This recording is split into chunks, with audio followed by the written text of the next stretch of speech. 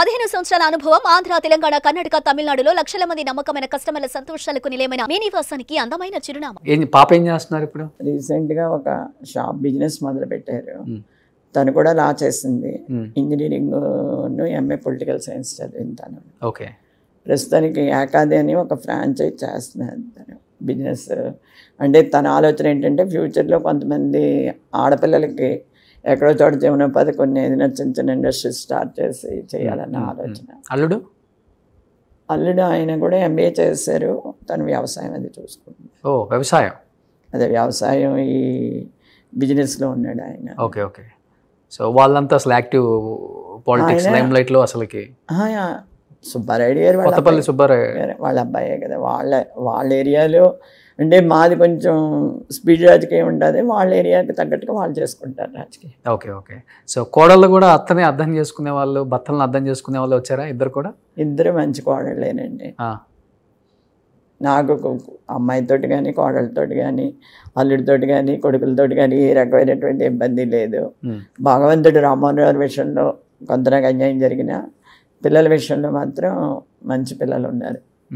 6 కూడా మగ పిల్లల కింద, 3 మగ పిల్లల కింద ఉంటారు. అల్లుడు వీళ్ళిద్దరు, కోడళ్ళు ఇద్దరు కూతురులాగే ఉంటారు. సో ఇప్పటికీ అమ్మ మాట జమ దాటరు ఇద్దరు కొడుకులు కూడా అని విన్నాను. వాళ్ళ జమ దాటరు అంటే దేని విషయంలో అయినా నేను కూడా వాళ్ళు మంచి చేసేటప్పుడు నేను ఎందుకంటే అన్నింట్లోనూ ఎంటర్ అవటం. వాళ్ళు మంచి ఆలోచనలతో వెళ్తున్నప్పుడు నేను ఎందుకు ఎంటర్ అవటం. ఓకే. వాళ్ళు ఏదైనా తేడా జరుగుతుందన్నప్పుడు మనం ఎంటర్ అవ్వాలి. కానీ అక్కర్లేని విషయాల్లో కొన్ని విషయాల్లో ఖచ్చితంగా ఏదైనా ఒక యాటేషన్ చేసేటప్పుడు అది సలహా అడుగుతారు. నా వరకు నేను సలహా చెప్తాను. ఆ యాటేషన్లో నేను పార్టిసిపేట్ చేస్తాను. కొంచెం మీరు అన్నట్టు స్పీడ్గానే ఉంటాను. ఓకే. సో ఇప్పటికీ మైక్ పట్టుకుంటే మీకు ఎక్కువ ఇళ్ళలో కేకలు వస్తాయా లేకపోతే మీ పిల్లలకి వస్తున్నాయా? మైక్ అని కాదు, మనం అంటే కొంత ధైర్యం నింపాలి కార్యకర్తలు కన్నా. అంటే నేనున్నాను, నేను మీకు భరోసా అన్న ధైర్యం నింపగలిగినప్పుడే వాళ్ళు మనతోటి వస్తారు తప్ప పాపం వాళ్ళ పనులు మానుకునో లేకపోతే వాళ్ళ జీవనోపాధి విడిచిపెట్టుకుని మనకు కూడా ఎందుకు వస్తారు. ఆ ధైర్యం ఉంటేనే కదా మనకి ఏదైనా కష్టం వస్తే వీళ్ళు ఇమీడియట్గా వస్తారు, ఓ నిమిషం కూడా లేట్ జరగకుండా మన దగ్గర వాళ్తారు అనేటటువంటి ఆలోచన వస్తేనే వాళ్ళు రాగలుగుతారు. కానీ లేకపోతే మనం వాళ్ళకి ఏదైనా కష్టం వచ్చినప్పుడేమో మా కూడా రెండో బాబు అని చెప్పి మనకు అవసరమైనప్పుడు వాళ్ళని ఏ మీటింగ్కో దేనికో రమ్మంటాము. వాళ్ళకి కష్టం వచ్చినప్పుడు మనం హాజరవ్వకపోతే వాళ్ళకి ఎలా ఉంటుంది? అంటే మనం ఇచ్చిపుచ్చుకోవడంలోనే ఆ గౌరవం కూడా ఉంటుంది. వాళ్ళకి సాయం చేయడంలోనే వాళ్ళు కూడా అంటే ధైర్యం నింపడంలోనే వాళ్ళు ముందుకు కదలగలుగుతారు.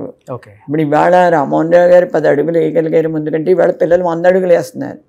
అవి వేయగలుగుతున్నారంటే దానికి కారణం ప్రజలే. ఒకప్పుడు కార్మిక సోదరులు కూడా ఉన్నారు రామ్మోహన్ రావు గారికి, ప్రజలు ఉన్నారు కూడాను. అన్నీ అంటే కులమత వర్గాలు లేకుండా తనకి సపోర్ట్ చేశారు. అంటే రామ్మోహన్ గారు ఉన్నారు, మనకి కష్టం వచ్చినా ముందు ఉంటాడు ఆయన అనే ధైర్యం ఉంది కాబట్టి ఆ రోజున వాళ్ళు అందరూ వచ్చారు. ఇవాళ వీళ్ళిద్దరూ కూడా అలా ఉన్నారు కాబట్టి జనం ముందుకు వస్తున్నారు. లేకపోతే రాజకీయాల్లో రామలక్ష్మణ్ లాగా ఉండడం చాలా కష్టం.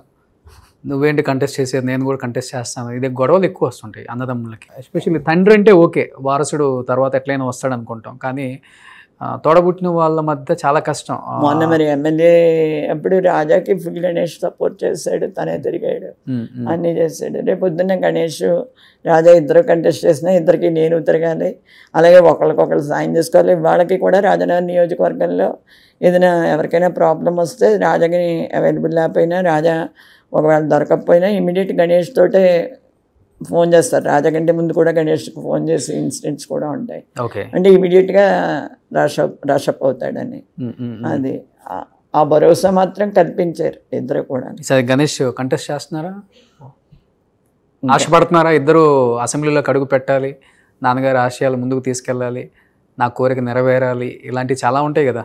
ఒకటే, ఇద్దరు కూడా కష్టపడతారు, ఇద్దరు కూడా ఫ్యూచర్లో ప్రజలకు మేలు చేయాలనేటటువంటి ఆలోచన. ఇప్పటికీ చాలామంది గణేష్ని రమ్మని కోరుతున్నారు. కొద్ది రోజులు ఇది జరిగాక వస్తానని వీడు చెప్తున్నాడు. అలా అని చెప్పి తనేమి రాజకీయాలకు దూరంగా లేడు, పూర్తిగా ప్రజలతోటే మమేకమై ఉన్నాడు. ఏదైనా మీరు చూస్తూ ఉంటారు, ఎక్కడైనా ఒక యాటేషన్ వచ్చినప్పుడైనా లేకపోతే మా నాయకుడు ఇచ్చిన పిలుపులకైనా గణేష్ ఫుల్ జనంతో ఉంటాడు ఎప్పుడూ. దానికి కారణం ఏంటంటే గణేష్ పిలిచిన వెంటనే జనం వస్తారు. ఓ నిమిషం రాజకథల్లో చెప్పాడు మీకు, ఓ నిమిషం టైం ఇస్తే 100 మందిని గ్యాదర్ చేస్తాడు, ఒక గంట టైం ఇస్తే 10,000 మందిని గ్యాదర్ చేస్తాడు. అది గణేష్లో ఆ రకమైనటువంటి అంటే యూత్ మాస్ ఫాలోయింగ్ ఓకే బాగా ఉంటుంది. వాళ్ళకు కూడా మనకి ఏదైనా ఒక ఇబ్బంది వచ్చినా లేకపోతే ఏదైనా ఒక వైద్యపరంగా కానీ ఆర్థిక పరంగా పిల్లల విద్య విషయంలో కానీ ఏదైనా ఒక సహాయం కావాల్సి వచ్చినప్పుడు ఖచ్చితంగా గణేష్ నిలబడతాడన్న ఆలోచన వాళ్ళకు ఉంటుంది. అట్ ద సేమ్ టైం రాజా పట్ల కూడా ఆ రకమైనటువంటి నమ్మకం ఉంది ప్రజలకి.